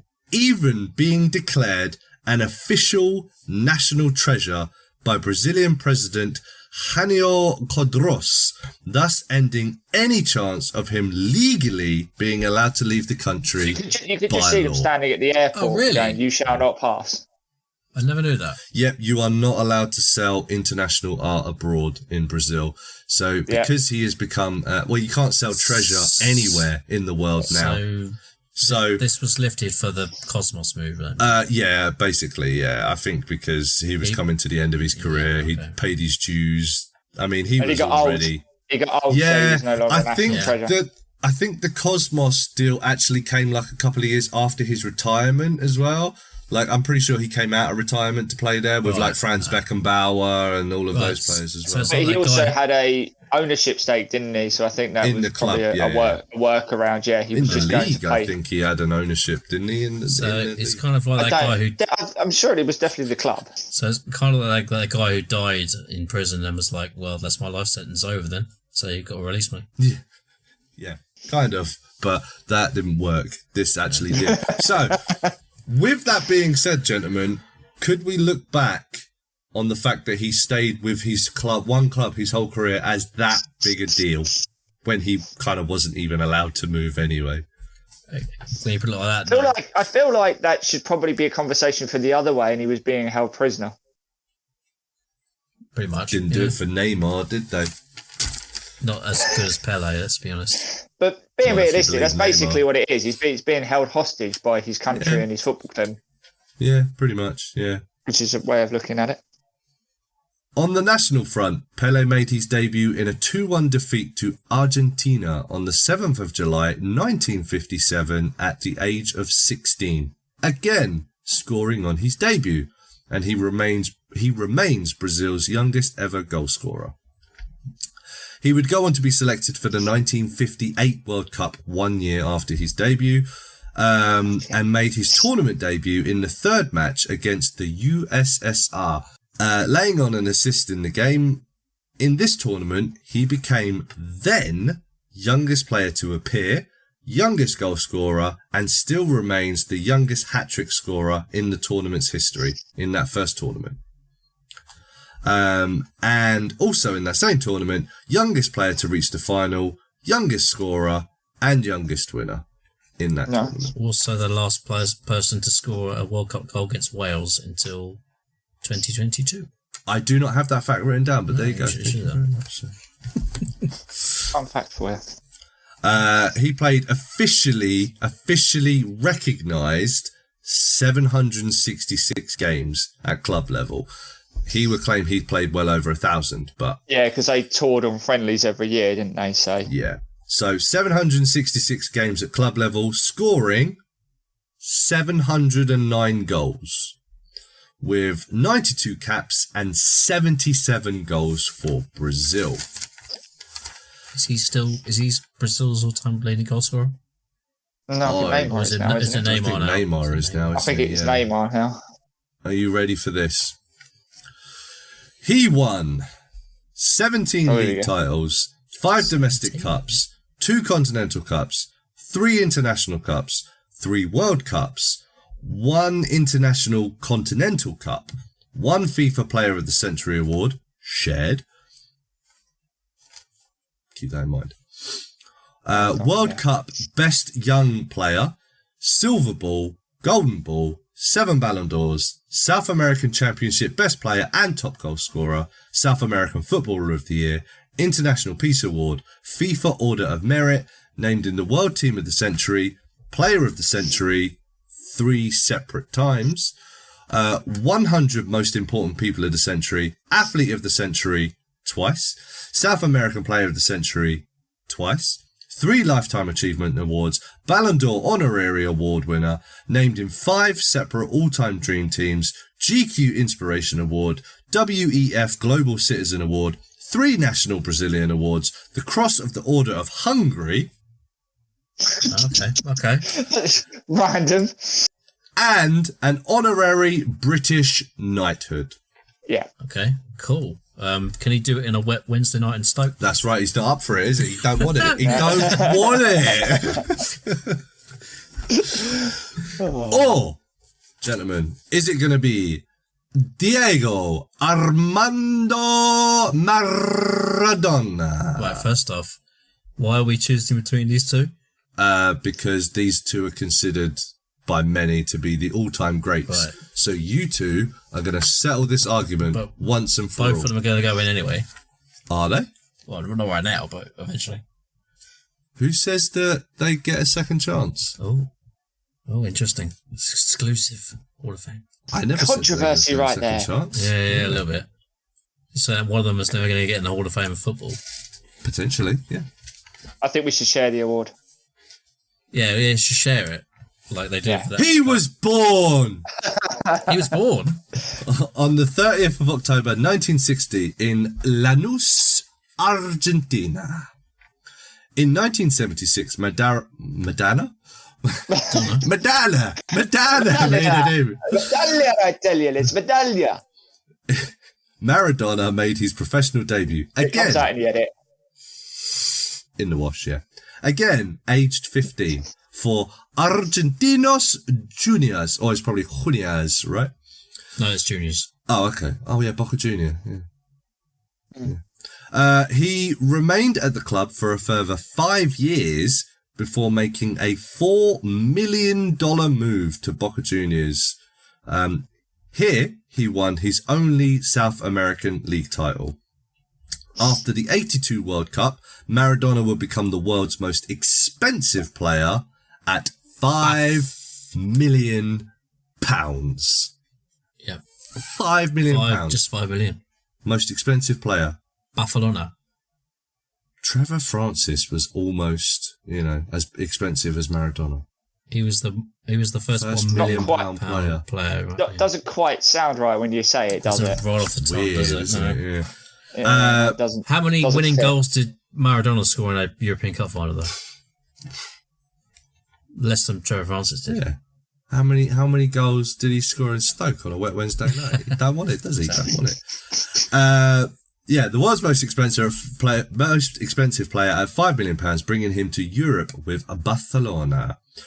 He won the Copa del Rey in his first season. However, he regularly clashed with staff and board members at the club, eventually leading to a transfer request being accepted in 1984, where, after another world record fee of £6.9 million, he arrived at Napoli. So he didn't win the league at Barcelona? He never won the league at Barcelona, no. To huge pomp and circumstance. I'm sure. Yeah. Napoli fans loved him. They still do. Yep. So, unfortunately, Maradona struggled with personal demons, and this would eventually take a toll on his career. After the 1990 World Cup, he would make short stays at Sevilla and Newell Old Boys. Before finishing his career back at Boca Juniors. And I remember at this period in time, he was available on Champ Manager for a free, and I would always bring him to Spurs because why not? It's Maradona, and he's available for free. So, Fair enough. Yeah. He made his international debut at 16 against Hungary in 1977, but was left out of the 78 World Cup squad because he was too young. So here we go again with this argument, gentlemen. Maradona was left out of his team because he was too young. Diego Maradona. Never leave someone out because they're too young. He made his World Cup debut in the 1982 tournament before captaining the side to success in 1986. He played 589 times, scoring 311 goals at club level, and was capped 106 times for his country, scoring 42 goals.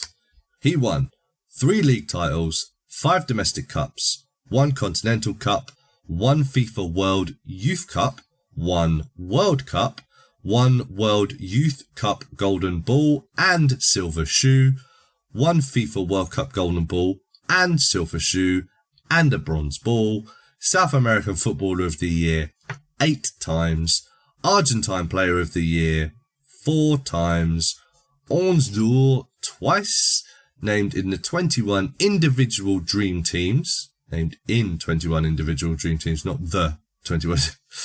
FIFA Player of the Century, shared. FIFA Goal of the Century, 8 other assorted greatest player awards. There was just too many. I couldn't keep up.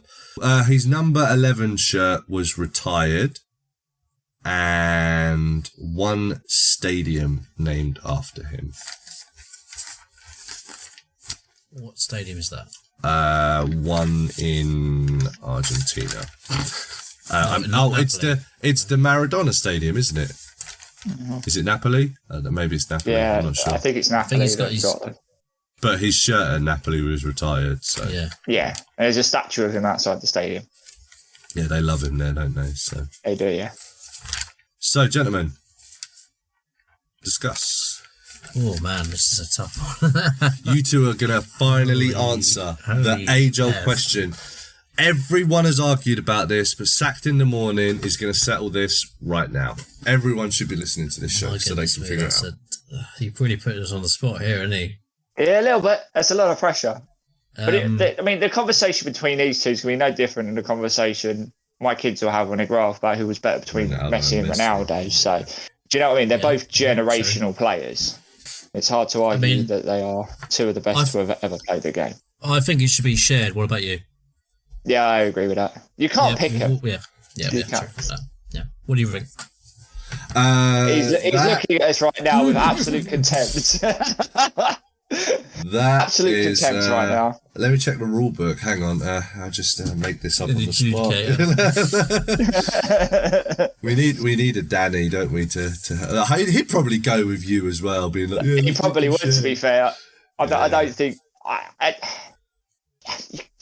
They're too difficult to pick between. Yeah, obviously it's very tough because they're 2 players. I mean, Pelé obviously completely not in our generation at all. Maradona slightly towards the end. Yeah, like I said, I signed him on Champ Manager. You've got very vague memories of Maradona. My first memory of him was getting sent home from the USA World Cup because he got drugged. Missed a failed drug test, didn't he? Yeah, after scoring a goal and staring into the camera just going absolutely insane. Like, yeah. It looked like he wanted to eat the camera and all sorts of things. The cameraman must have absolutely pooed himself when he saw Maradona running at him. So crazy. It's like, is he going to kill me? Or yes, it's very. It was quite a good goal he scored, though. To be fair, from outside of the box. Yeah, I'm not saying that, but you can still tell he was on something. 2 players. Oh god, yeah. Generation. There are actually. I don't want to besmirch him too much because people have demons and they have problems. You know, it's the same thing people say about Gaza and the alcohol and stuff. You know, it's like people have problems and I understand that they are just human beings at the end of the day. But there is actually footage of him during some games in Argentina where during stoppages in play, someone would run onto the pitch with a bag of cocaine for him to quickly take a bump during the game. I don't remember ever seeing that with Pele. However, it depends on how much you want to.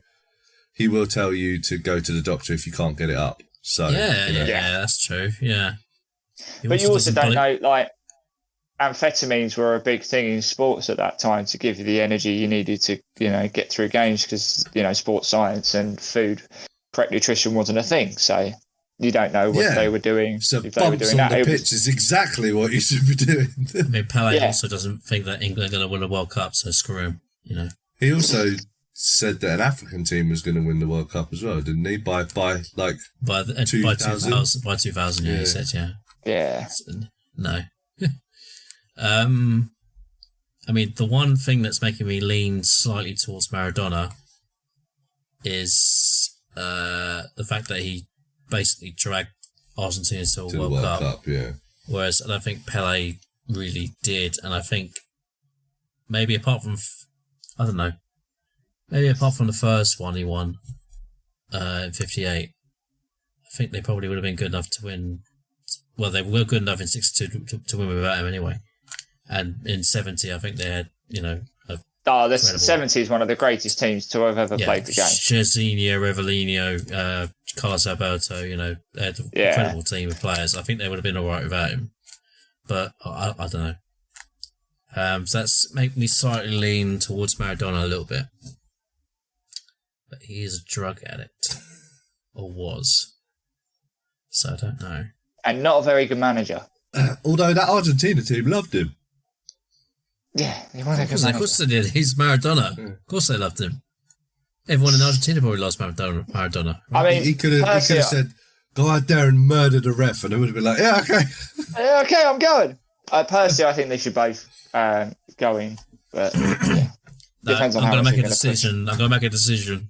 I'm going to go for Maradona, just because I don't want to sit on the fence, and it'd be boring if I did, right? So, yeah, I'm going to go Maradona. Ball's on the line. Yeah. Well, we're still going to be deadlocked because if I have to pick one, I'd pick Pele. It's going to come down to me. Yeah. I mean, you have to think this is possible with these two players. Where's Danny? Come on, Mr. Host. Perform your duties. Split the deadlock.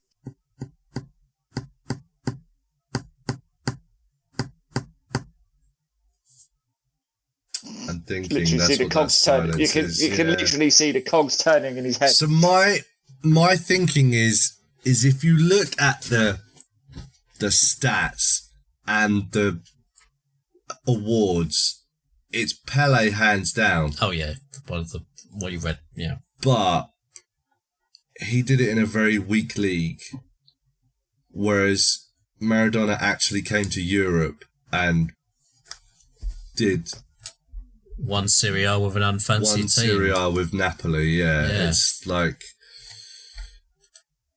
so he did it in a much harder environment. I mean, so you think, and had it not been for the drugs, could he have just gone on to do way more? I mean, that's a question we'll never know. Or was it because of the drugs he was so good? Maybe that's why. It's a fair question. It's a fair question.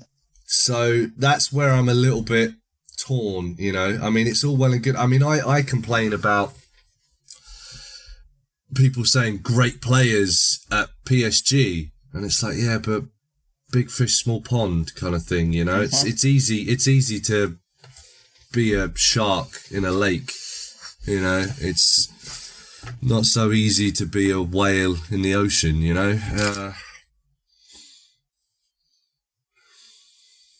No. I hate you. This is not supposed to be my job. I mean, firstly, you knew this was going to happen because I was going to say you must have known there was a possibility. No, you've had to be sitting on this for 2 months. Yeah, but I genuinely thought both of you were going to go for the same person. Yeah, you both thought we were going to go for Pele, right? I don't know who you were going to go for, but I figured you were both going to go for the same person. Well, and then I also thought that maybe Danny was going to be here as well. So,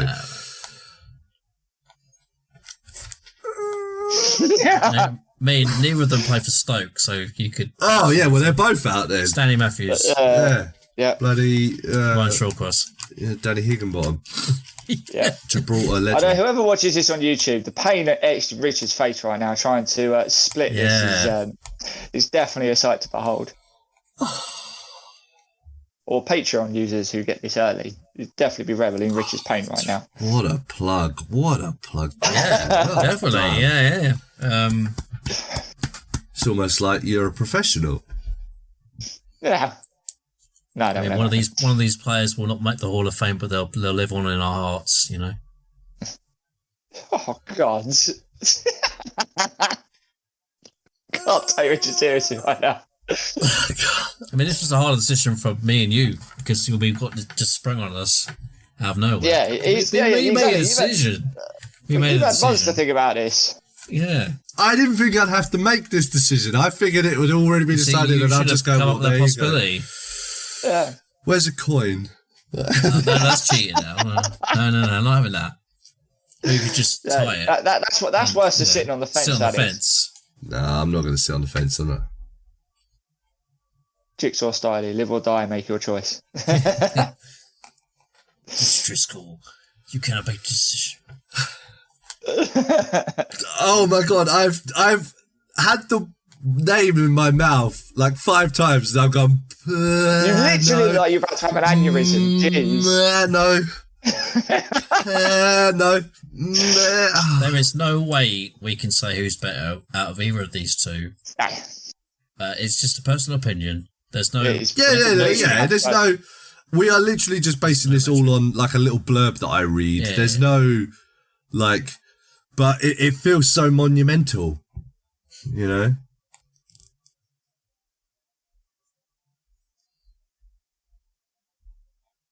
I feel like we need a countdown clock. Oh, there you go. Wait, no, he's made a decision. He said Pele. Pele.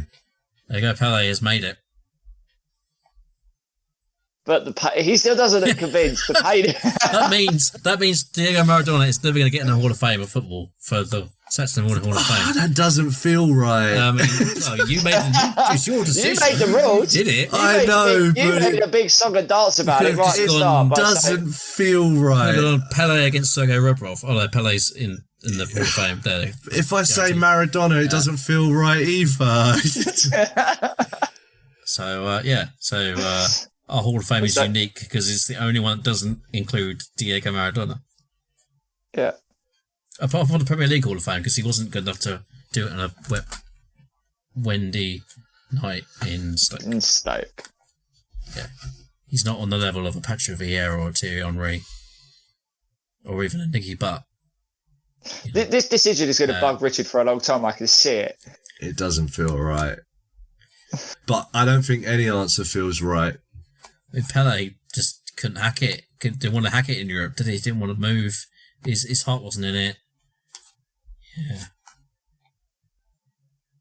Our Hall of Fame will also never have Eric Cantona in it as well, by the way. I'd just like to point that out. Oh, well, okay. Yeah, but Bergkamp made it in instead of him, so that's cool for me. So Dennis Bergkamp's in, Diego Maradona isn't.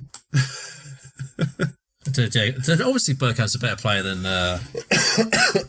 Maradona. Also, Bergkamp did it in Europe. You know, he's played for Arsenal. He's played in the Premier League. This whole process, like I'd said when we had that one with Danny and the Kuwaiti player went in. I can't remember his name right now. I apologise. My whole argument is that this isn't about what leagues they played in. Yeah. It's not about that. It's about because there are players from around the world that you don't know who are actually genuinely great players. The Indonesian one who didn't move because he didn't want to leave his, he could have gone to Arsenal and he didn't move because he wanted to get homesick, Pele also wasn't allowed to move.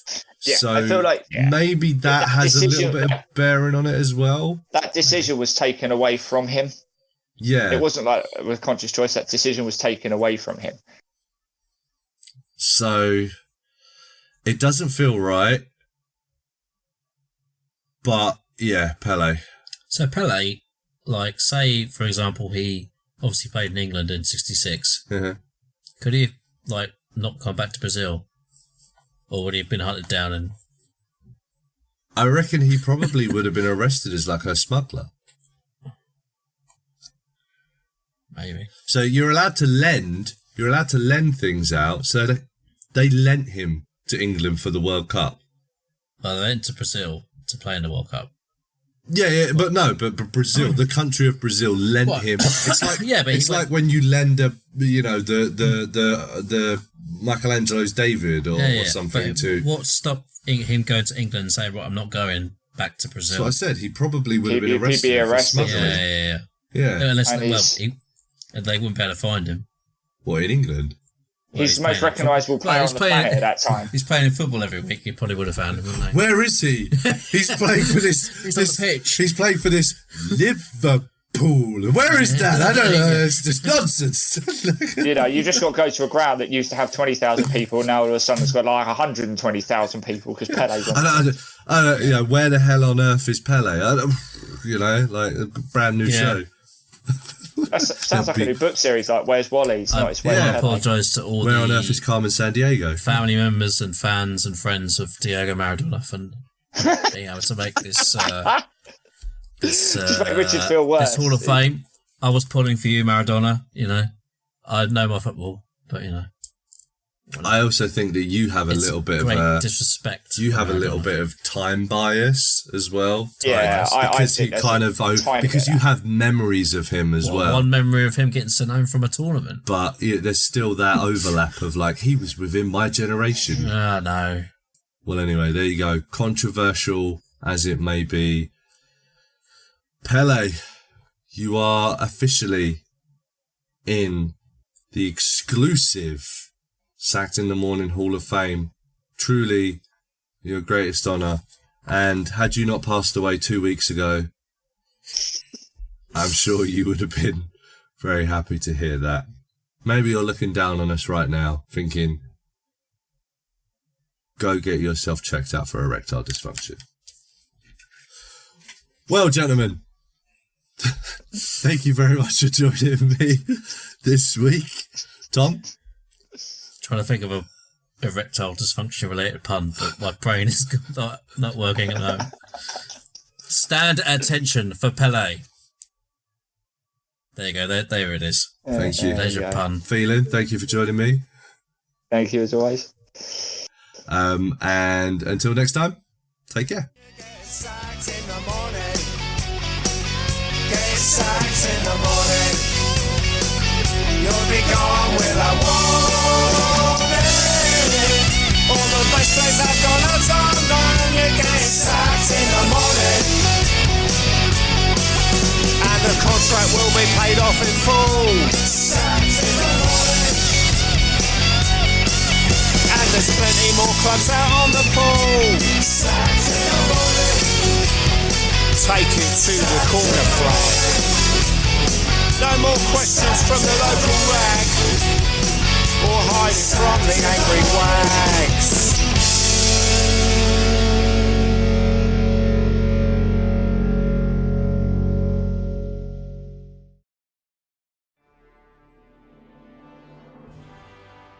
So if you like this video, please check out our other content.